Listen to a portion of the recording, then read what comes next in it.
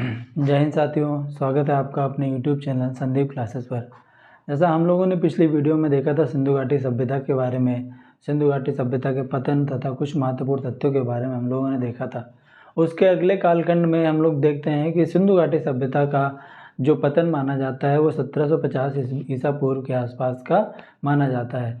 1750 से लेकर के 1500 ईसा पूर्व तक की कोई भी सभ्यता हम लोगों को नहीं प्रचलित दिखी या प्रचलित नहीं, साक्ष्य उसके नहीं मिले, तथा वह कालखंड एक खाली कालखंड माना गया। और उसके बाद में 1500 ईसा पूर्व के आसपास हम लोग वैदिक सभ्यता के बारे में जानते हैं। तो वैदिक सभ्यता या वैदिक पीरियड हम लोग कहते हैं उसको। वैदिक पीरियड को अच्छी तरह समझने के लिए हम लोगों ने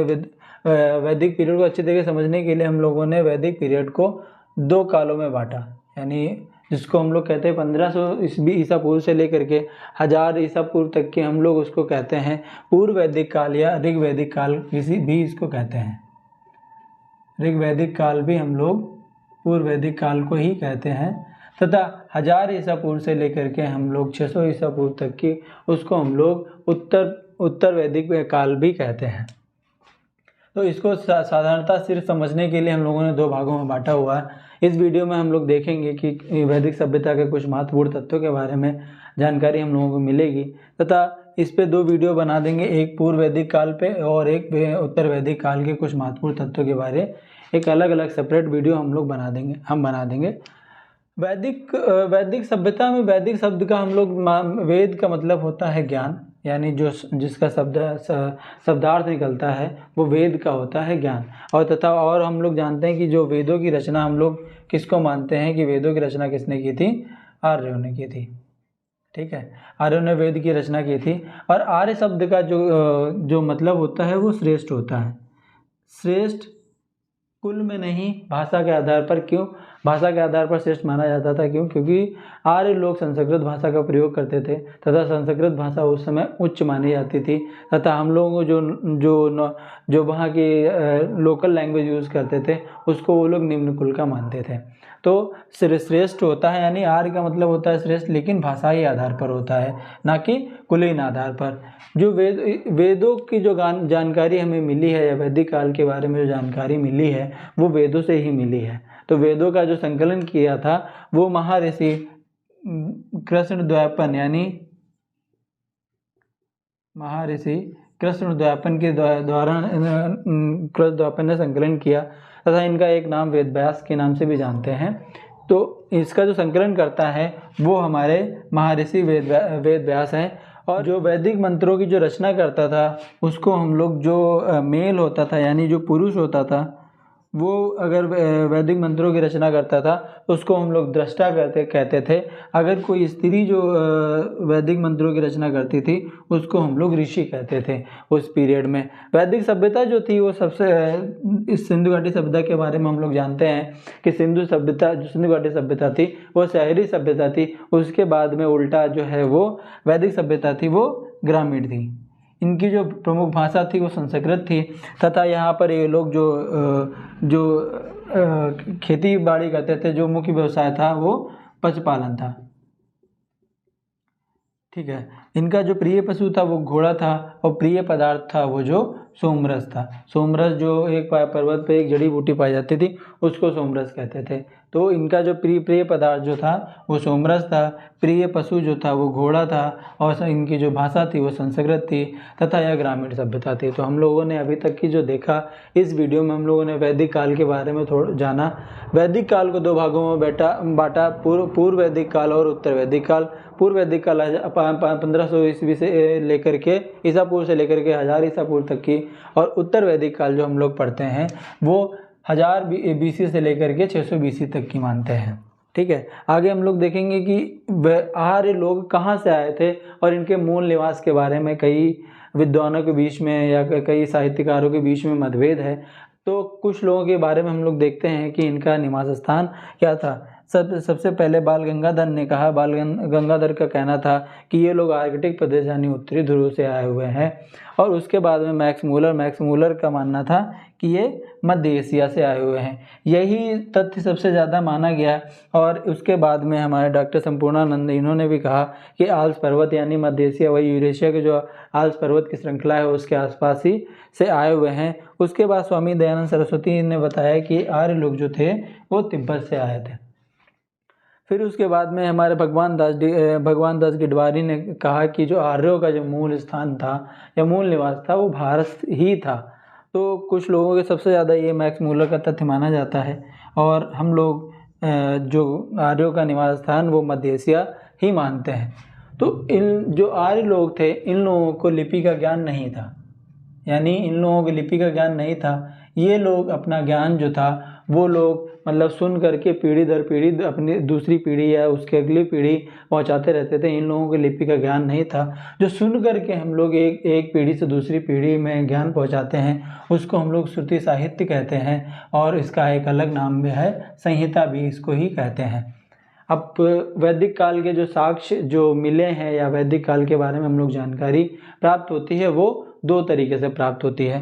एक तो पुरातात्विक साक्ष्य यानी जिनको हम लोग खुदाई के द्वारा जो चीज़ें मिलती हैं उनको हम लोग पुरातात्विक साक्ष्य कहते हैं, तथा जिनके ऐतिहासिक जिनको पढ़ा जा सकता है उनको हम लोग साहित्यिक साक्ष्य कहते हैं।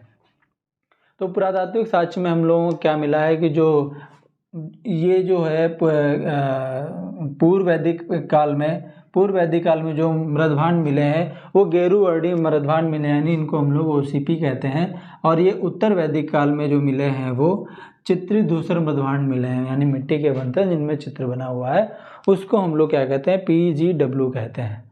तो पूर्व वैदिक काल के हमें गेरुवर्णीय मृदभांड मिले हैं और उत्तर वैदिक काल के जो मृदभांड मिले हैं वो उनमें चित्र बना हुआ है।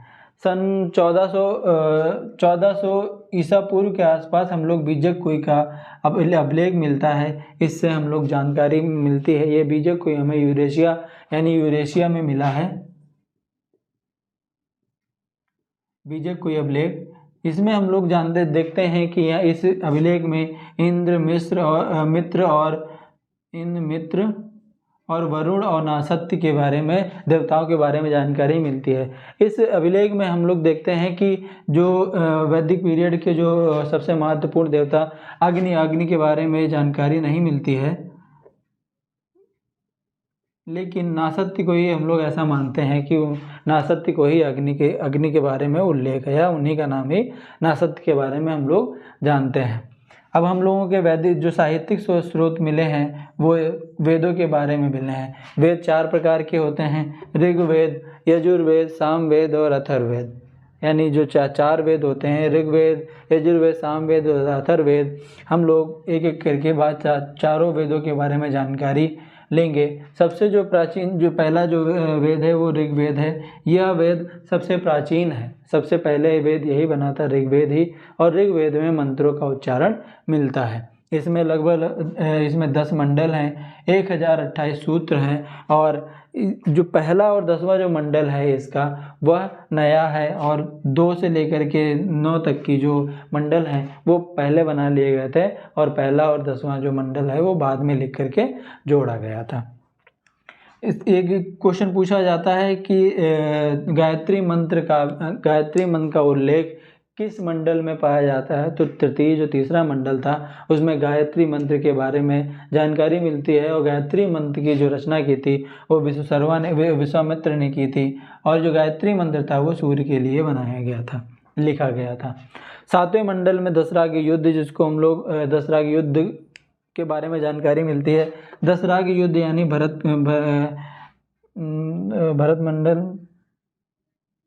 भरत कुल वर्सेस 10 कुल और थे, जिनसे रावी नदी यानी पुरुषनी नदी के पानी के लिए यह युद्ध हुआ था। यानी उसके जल के पीछे यह युद्ध हुआ था। 7वें मंडल में हम लोग दशराग युद्ध के बारे में जानते हैं। और आठवें मंडल में हम लोग कुछ विदुषी यानी जो महिला विद्वान थी उनके बारे में, जैसे लोपामुद्रा हो गई, अपाला हो गई, घोषा हो गई, सिक्ता हो गई, इन सब विदुषियों के बारे में जानकारी हमें आठवें मंडल में मिलती है। और नवा मंडल, ये बहुत बार क्वेश्चन पूछा जाता है कि नवा मंडल जो है वो पूरी तरीके से सोम को समर्पित है। और 10वां मंडल में हम लोग देखते हैं कि इसमें वर्ण और पुरुष शब्द का पहली बार प्रयोग किया गया था। तो इस बार हम लोग इस तरीके से हम लोग देखते हैं कि ऋग्वेद सबसे प्राचीन मंडल है, प्राचीन वेद है। इसमें 10 मंडल और 1028 सूक्त यानी सूत्र हैं या मंत्र जिनको कह सकते हैं, और यह सबसे पहला और 10वां सबसे नया है।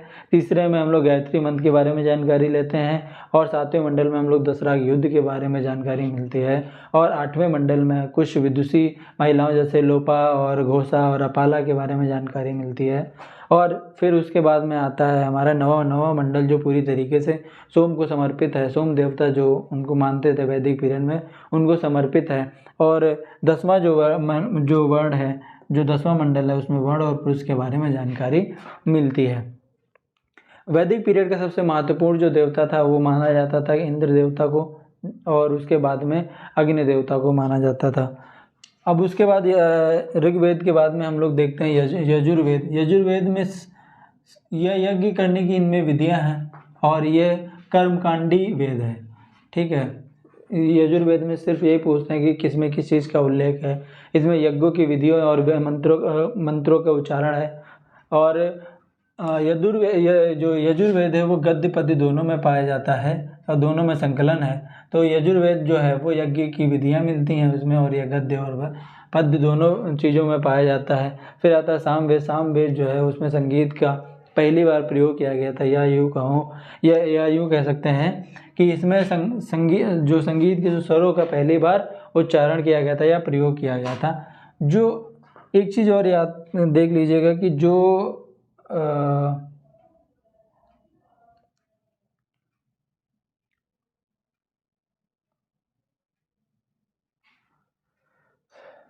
गद्य और पद दोनों में मिलता है। और इसका जो एक चीज़ और देख लीजिएगा, गद्य और पद्य दोनों में मिलता है। और जिस प्रकार ऋग्वेद के मंत्रों का उच्चारण कहते हैं उसको ह्रोत कहते हैं, और उसी तरीके से अगर यजुर्वेद के मंत्रों का जो उच्चारण करता है उसको हम लोग अर्धवर्यु कहते हैं। ठीक है, फिर आगे हम लोग अगला वेद के बारे में जानेंगे, सामवेद। सामवेद के बारे में हम लोग देखते हैं कि इसमें संगीत का वेद इसको माना जाता है, या यूँ कह सकते हैं कि स्वरों का सर्वप्रथम प्रयोग किया गया था। इसके जो मंत्रों का उच्चारण कहते हैं उसको हम लोग उद्गाता कहते हैं। और उसके बाद में हम लोग देखते हैं कि अथर्ववेद के बारे में। अथर्ववेद एक भौतिकवादी जो वेद है, इसमें हम लोग देखते हैं कि जादू, टोना, टोटका, वशीकरण, इन सब के मंत्रों के बारे में जानकारी जो मिलती है वो अथर्ववेद में मिलती है। यह अथर्ववेद सबसे नया वेद है। और सबसे पहले एक क्वेश्चन पूछा जाता है वेद त्रयी, यानी वेद त्रयी के बारे में हम लोग जानते हैं, मतलब वेद त्रयी के बारे में पूछा जाता है। तो प्रारंभ के तीनों वेदों को, यानी ऋग्वेद और यजुर्वेद और सामवेद को हम लोग क्या कहते हैं, वेद त्रयी कहते हैं। और अथर्ववेद सबसे बाद में जोड़ा गया था, तो ये वेद त्रयी में नहीं था। तो ये क्वेश्चन पूछा जाता है वेद त्रयी में कौन कौन से वेद आते हैं, तो ऋग्वेद, यजुर्वेद और सामवेद तीनों आते हैं। इसके जो हमारा जो अथर्ववेद के जो मंत्रों का उच्चारण करता है उसको हम लोग ब्रह्म कहते हैं, और हमने ये बता ही दिया कि सबसे बाद का वेद है। फिर हम लोग देखते हैं कि वेद के बाद में आते हैं ब्राह्मण ग्रंथ। ब्राह्मण ग्रंथ क्या होते हैं कि वेदों को समझने के लिए हम लोगों ने जो ब्राह्मण ग्रंथों की रचना की थी।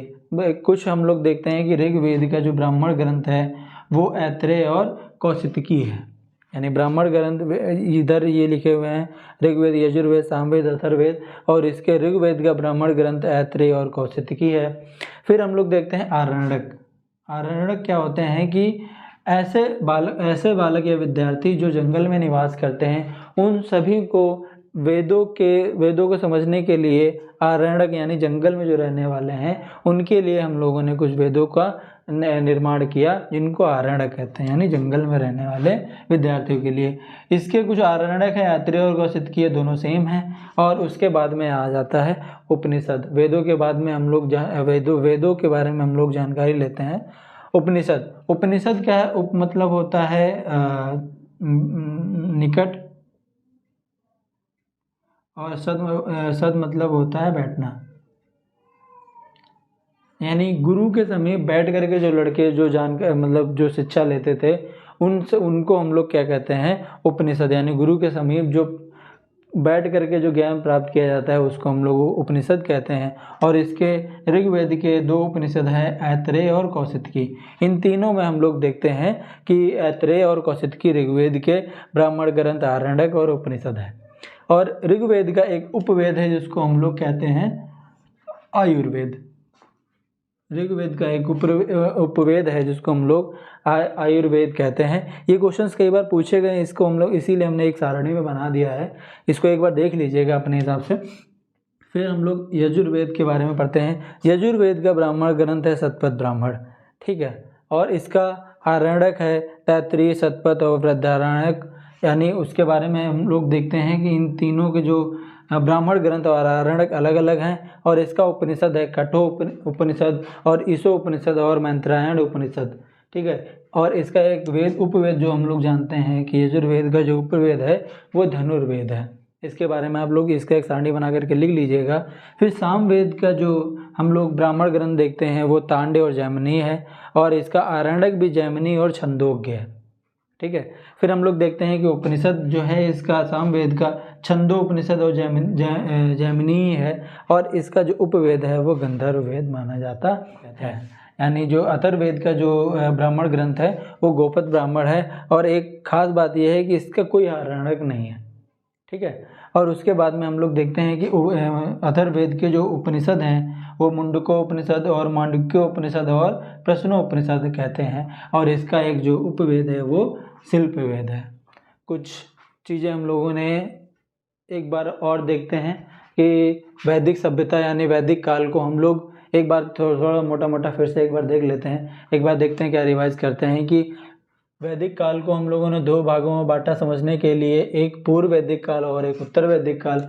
पूर्व वैदिक काल 1500 ईस्वी से बीसी से लेकर के 1000 बीसी तक, और उत्तर वैदिक काल जो हमारा 1000 बीसी से लेकर के 600 बीसी तक की माना जाता है। वेद का मतलब होता है ज्ञान, जिसका शाब्दिक अर्थ यही होता है कि ज्ञान। वेदों की रचना आर्यों ने की, और इसको वेद मतलब आर्य मतलब होता है श्रेष्ठ, जो भाषा के आधार पर, यानी जो लोग भाषा का ज्ञान जिन्हें होता था उसको हम लोग श्रेष्ठ मानते थे, यानी आर्य उन्हें कहते थे। इनकी जो भाषा थी वो संस्कृत थी। और वेदों की जानकारी हमें, या वैदिक काल की जानकारी वेदों से मिली, जिनका संकलन महर्षि कृष्णद्वैपायन, जिनका नाम वेद व्यास था, उन्होंने किया। यह एक ग्रामीण सभ्यता थी, और यह इनका जो प्रिय जो पशु था वो घोड़ा था, और प्रिय जो पेय पदार्थ था वो सोमरस था। इनका मूल निवास में मतभेद पाया जाता है। सबसे ज़्यादा जो प्रचलित है वो जो आर्य लोग मध्य एशिया से आए थे, यानी जो यूरेशिया का पार्ट है उसको हम लोग जानते हैं। इन लोगों को लिपि के ज्ञान नहीं थी, ये अपने ज्ञान को पीढ़ी दर पीढ़ी मतलब सुन करके दूसरी पीढ़ी को सुना करके ज्ञान पहुँचाते थे। इसको हम लोग क्या कहते थे? श्रुति साहित्य, यानी सुनने वाला साहित्य। इसको हम लोग संहिता भी कहते हैं। और इसके कुछ साक्ष्य मिले हैं, यानी गेरुवर्णी, मृदभांड और चित्रित दूसरा बंधवा। ये पूर्व वैदिक पीरियड का था, और ये उत्तर वैदिक काल का है।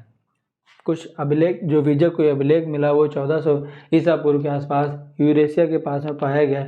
इसमें 4 देवताओं के बारे में जानकारी मिलती है, इंद्र, मित्र, वरुण और नासत्य। इसमें अग्नि के बारे में जानकारी नहीं है, लेकिन ऐसा माना जाता है कि नासत्य जो हैं उन्हीं को ही अग्नि के बारे में उल्लेख किया गया है। उसके बाद हम लोग साहित्यिक साक्ष्य में देखेंगे कि ऋग्वेद, यजुर्वेद, सामवेद और अथर्ववेद की जानकारी मिलती है। तो ये ऋग्वेद जो होता है वो सबसे प्राचीन वेद है। इसमें 10 मंडल, 128 सूत्र, और पहला और 10वां मंडल सबसे नया है। तीसरे मंडल में गायत्री मंत्र की जानकारी मिलती है, और 7वें मंडल में हम लोग दशराग युद्ध के बारे में जानते हैं। 8वें मंडल में हम लोग कुछ विदुषी महिलाओं के बारे में वर्णन है, तथा 9वां मंडल जो है वो सोम को समर्पित है, तथा 10वां मंडल में हम लोग पुरुष और वर्ण के बारे में जानकारी मिलती है। यजुर्वेद में हम लोग यज्ञ करने की विधियों के बारे में, कर्मकांड यज्ञ करने की विधियों के बारे में जानकारी मिलती है। यह वेद गद्य और पद्य दोनों के गद्य और पद्य दोनों में पाया जाता है। और साम वेद, जिसको हम लोग संगीत का वेद कहते हैं, इसमें स्वरों का पहली बार वर्णन किया गया है।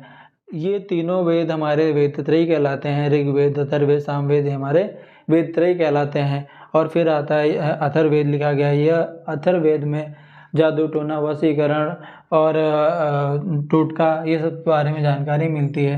ये सबसे बाद का वेद है और इसके कुछ ब्राह्मण ग्रंथ, आरण्यक और उपनिषद हैं और उपवेद भी हैं। तो इन सब चीज़ों के बारे में हम लोगों ने जानकारी। वैदिक काल में एक शब्द है पुराण, पुराण के बारे में हम लोग जानेंगे। यही क्वेश्चन पूछ लिया जाता है कि वेदों की संख्या, पुराणों की संख्या कितनी है। पुराणों की संख्या 18 है और इसकी जो पुराणों की रचना की थी वो लोमहर्ष और उग्रशर्वा ऋषि ने की थी। कुछ पुराणों के बारे में जैसे मत्स्य पुराण हो गया, विष्णु पुराण हो गया, वायु पुराण हो गया, मार्कंड पुराण हो गया, इन सब पुराणों के बारे में जानकारी मिलती है हमको। और इन पुराणों के बारे में कुछ क्वेश्चन पूछ लिए जाते हैं कभी कभी कि मत्स्य पुराण में हम लोगों को किसकी जानकारी मिलती है। मत्स्य पुराण में हम लोग शुंग वंश और सातवाहन वंश की जानकारी मिलती है। और विष्णु पुराण में हम लोग मौर्य काल के बारे में जानकारी मिलती है। उसके बाद में वायु पुराण में हम लोग गुप्त वंश की जानकारी मिलती है। और मार्कंड पुराण, जिसमें हम लोग जानकारी मिलती है दुर्गा सती के बारे में जानकारी मिलती है। तो इस वीडियो में हम लोगों ने देखा कि वैदिक काल के कुछ महत्वपूर्ण तत्वों के बारे में, और इसके अगले वीडियो में हम लोग देखेंगे कि पूर्व वैदिक काल, जिसको हम लोग ऋग्वैदिक काल भी कहते हैं, उसके बारे में हम लोग जानकारी लेंगे और उसके कुछ महत्वपूर्ण तत्वों के बारे में हम लोग जानकारी प्राप्त करेंगे। वीडियो आपको अच्छा लगा हो तो लाइक करिएगा, शेयर करिएगा और हमारे चैनल को सब्सक्राइब कर लीजिएगा। इसी के साथ जय हिंद, जय भारत।